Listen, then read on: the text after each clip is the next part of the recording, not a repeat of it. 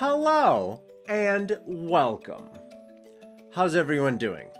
I know I am super excited because springtime is right around the corner, and that means more outside time, and that is one of the things that makes me so excited to be able to do tutorials and drawing and doing all this creative stuff outside. With that being said, I wanted to share with you guys a tutorial that might be overkill. In a previous video, we talked about creating a color palette for Photoshop using the gradient tools from Illustrator. And that's what we're gonna do on this video. So we have to, I probably should have prepared that before I did it. I was just thinking about pulling this up right now because I saw it out of the corner of my eyes. But let's get prepared.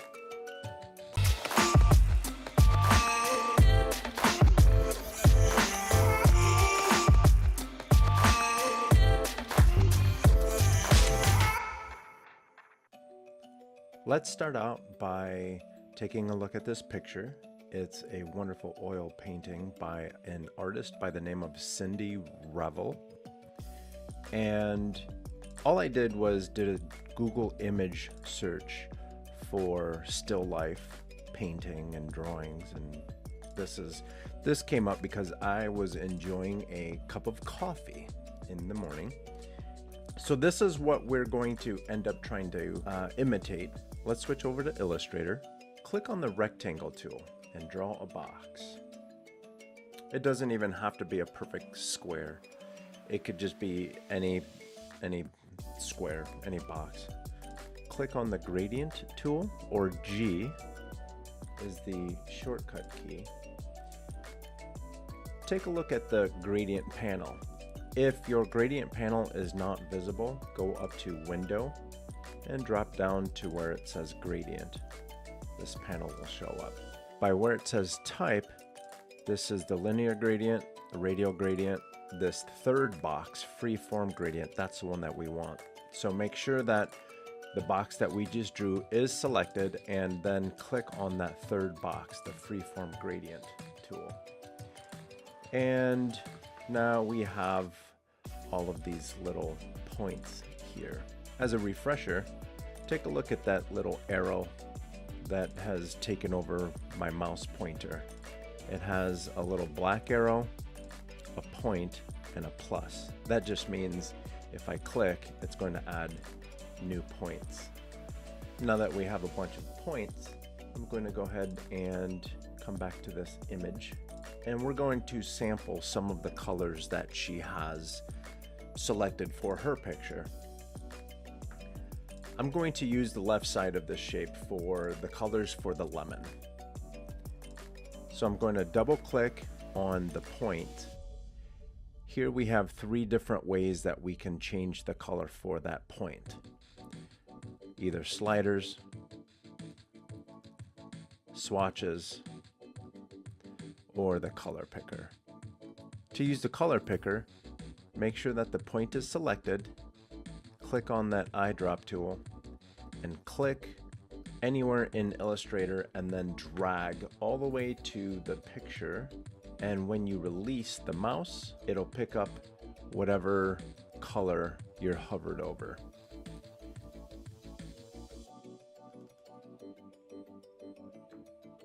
I'm going to do that again and grab a little darker color. And yet again, color picker, and click the darkest color. I'm going to come up here and just turn it yellow. That first selection just wasn't yellow enough. I wasn't happy with it. Down here, let's click and grab a highlight. We should probably switch these around just so we can go from light to dark. Just a preference thing. There we go. We're going to go from light down to dark. For these points, Let's pick colors for the background. Double click that point, color picker, click, drag, and select. And let's go and grab a little bit darker color. Let's lighten this one up just a little bit and actually make it a little bit more green. I like the green-gray look of it. Okay. And here, let's do the tabletop. Grab a light color. Grab a darker color. Okay. For this row, let's see if we can't sample some colors from this mug.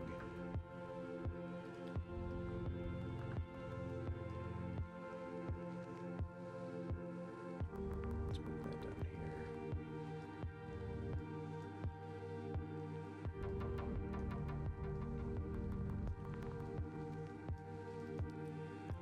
For this one, I'm going to grab the highlight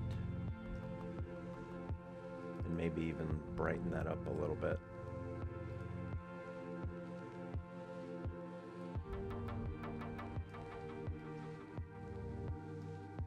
Okay, there we go. Let's brighten this one up a little bit too.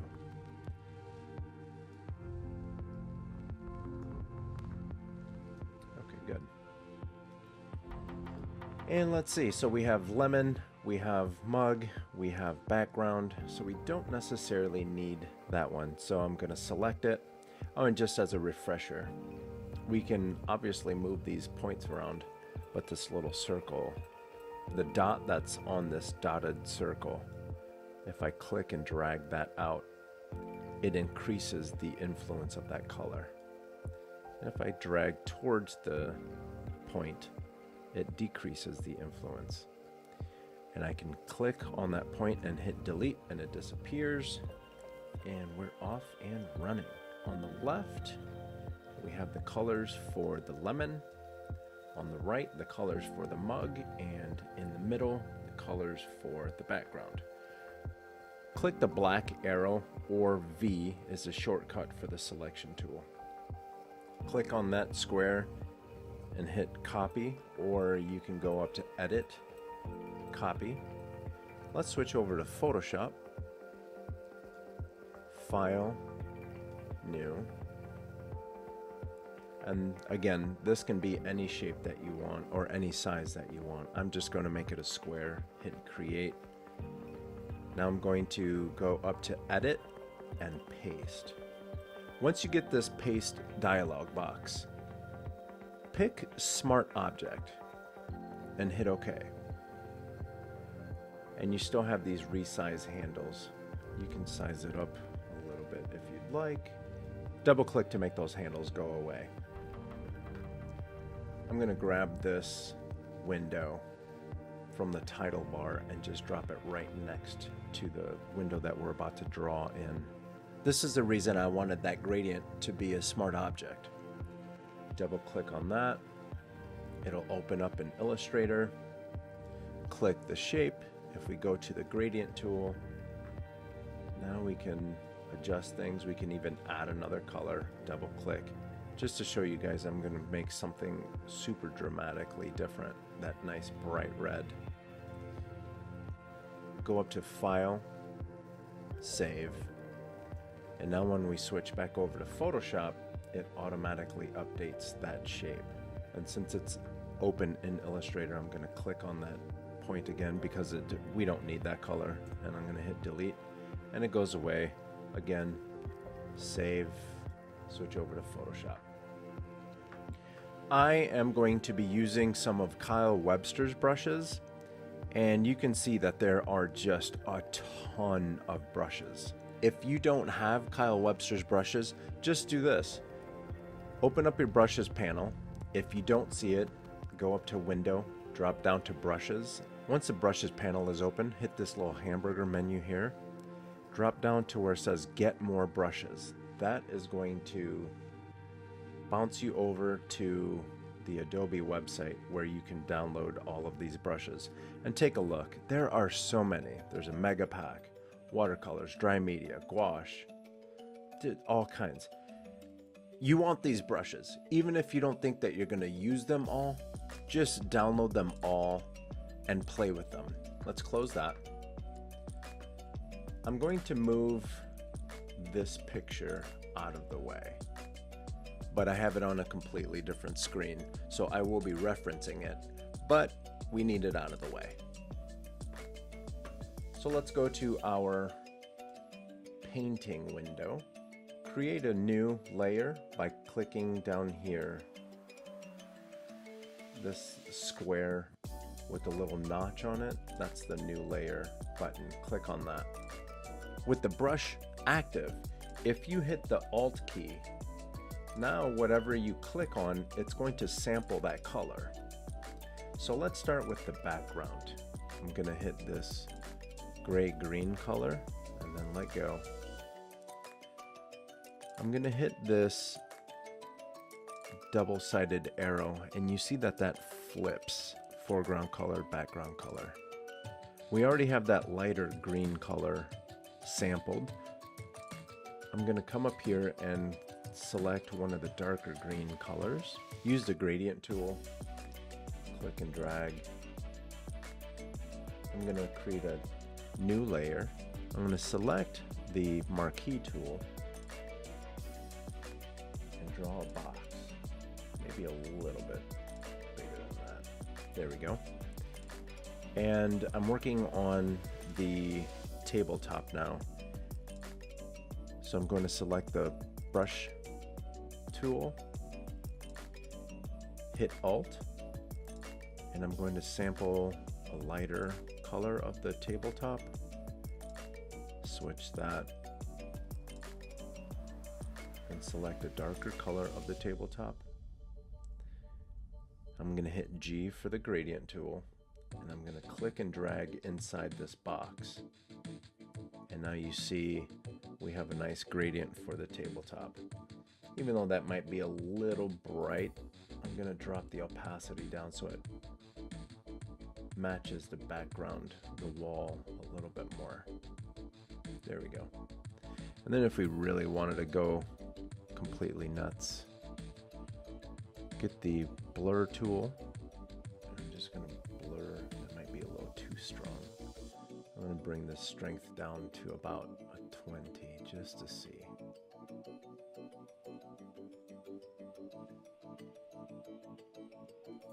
That's pretty good.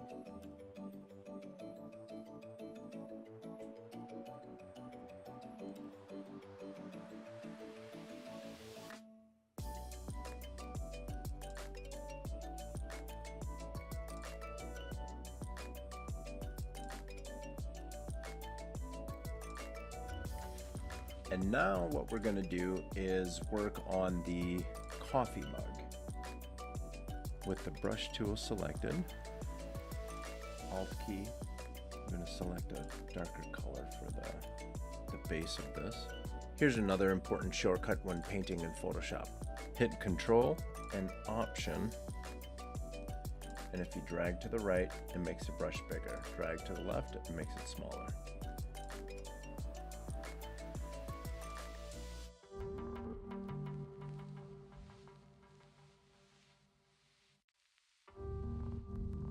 That's a good start for the mug. I'm going to create another layer. Come over here to the palette and select yellow for the lemon. And I'm just going to try to throw down a good starting point for this lemon.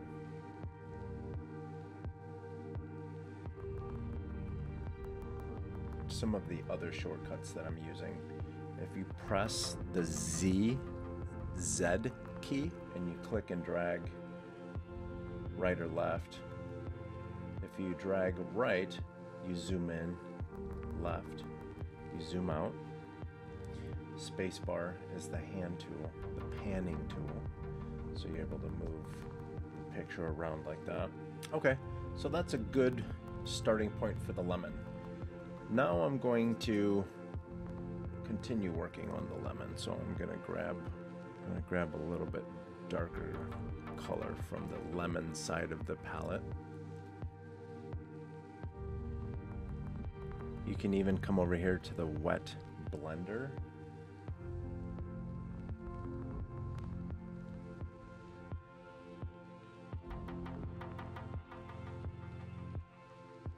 I'm going to grab some of this green again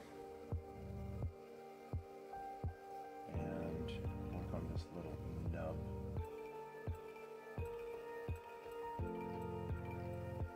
Let's come down to the mug and grab some of the lighter color.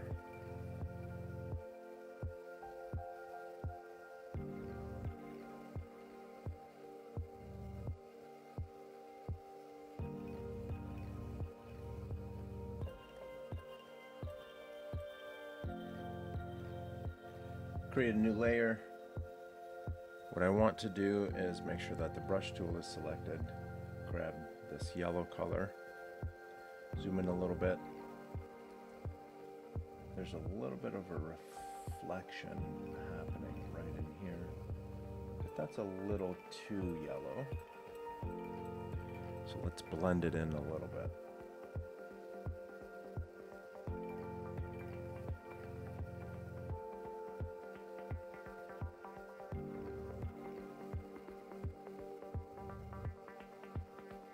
Let's add some of the shading under the cup and the lemon.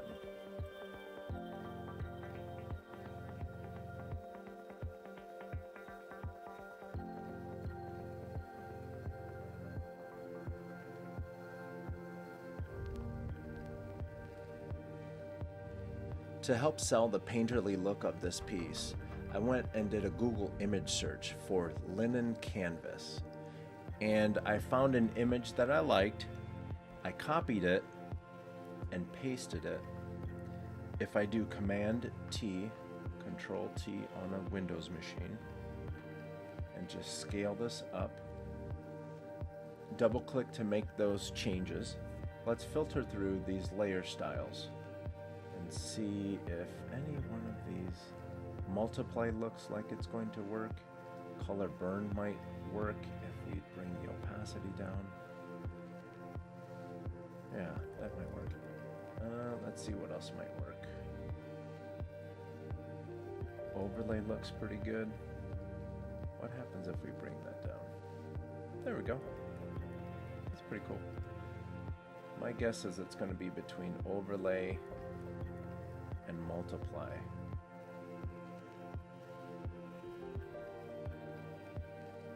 Multiply makes it a little darker. Overlay seems to be fine.